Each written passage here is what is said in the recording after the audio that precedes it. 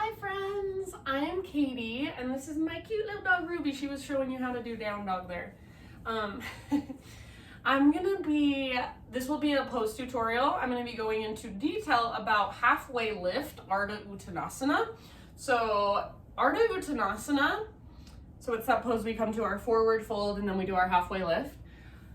For some reason, it seems like a very simple pose, but for some reason, there are all sorts of things that can go awry and that people have no idea that should even be happening because they're like, oh, I just lift up halfway, easy peasy.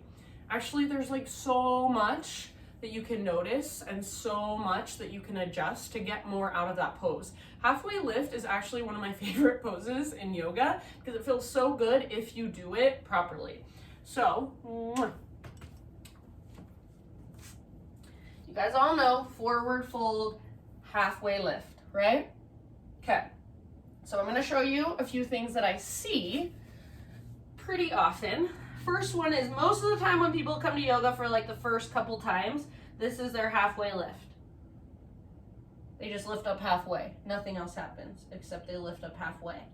So you want to lift halfway, lengthen your spine. The funny thing is, when people come to yoga their first few times and I say halfway lift and I say lengthen your spine, get all the rounding out of your back, hug your shoulder blades around your spine, usually they think their spine is lengthened. And I'm not even doing it like over exaggerated. Sometimes I see really, really like rounded backs.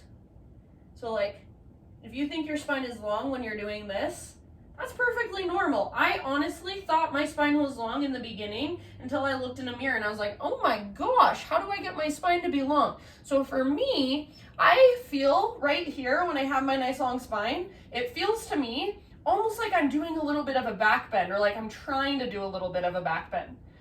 So you want to, unless you're hypermobile and this comes just like super easy for you, you want to exaggerate that spinal extension. The other thing I see is people doing this. So this is great, it's fine, it's wonderful, but you're not really getting out of it the purpose of what the pose is for. You're just kind of like hanging out here.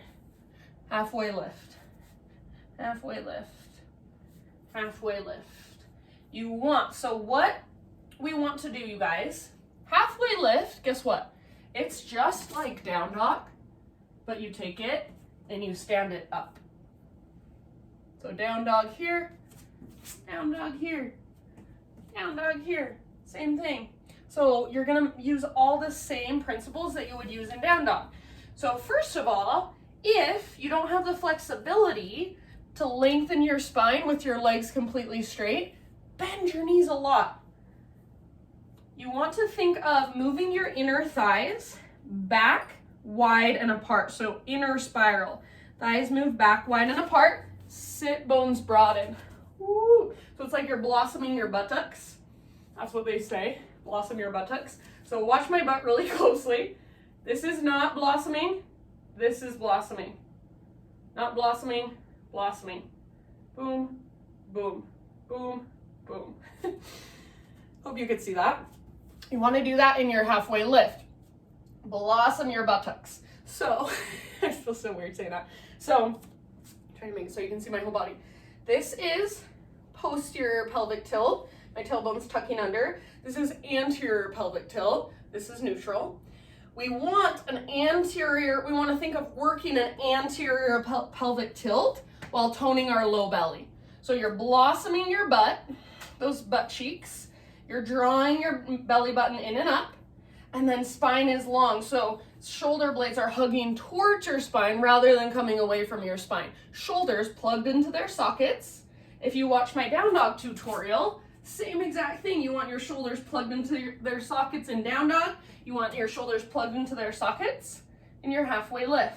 You don't have any weight in your hands. Your hands are just there for support. Little bit of support, little bit of leverage. You're not pressing into your hands and using them to hold you here. So think of sticking your butt out, blossoming those butt cheeks, press back through the tops of your thighs. So if you need to keep a bend in your knees, fine. If you want to straighten your legs, or if you can, think of pressing back through the tops of your thighs so you keep blossoming, and then these quad muscles start to fire up. You're lengthening through the backs of your legs, stretching your hamstrings. Spine long, back of your neck long. So try not to look forward, look down. Think of reaching with the crown of your head, then reaching back through your sit bones, broadening your sit bones, pressing the tops of your thighs back, not any weight in your hands. If it's helpful, you guys, you can always use blocks, books, or water bottles underneath your hands to just help you get this nice long line. So you want your spine parallel to the ground. You want your back muscles hugging around your spine, supporting your spine. Belly button drawing in, shoulders plugged in. Bend your knees if you need to, straighten your legs if you can, but keep your sit bones broadening. Press back through the tops of your thighs. So lots of things to think about. Play with it. Do it in front of a mirror, because that's the biggest thing, is a lot of times you think your spine is long and it's actually not. So play with it in front of a mirror. See what comes up for you. If you have any questions, you can always message me. I love you. Namaste.